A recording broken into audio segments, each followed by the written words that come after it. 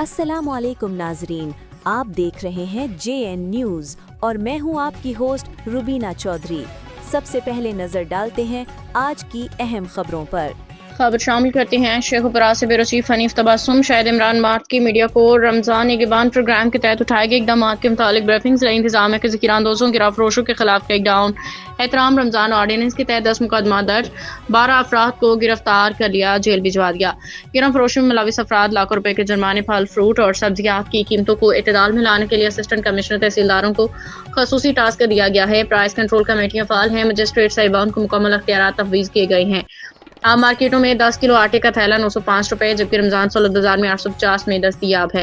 चीनिया market में 165, सहूलत बाजार में 140 रुपए फरोख्त की जा रही है। अब हर शाम को आम मार्केटों में अशिया खुर्दनोश खोर्दनी कीमतों की सरकारी रेट लिस्टें जारी की जाएंगी। तमाम तहसीलों में रमजान दस्तरखान पे हजारों अफराद इफ्तारी कर रहे हैं।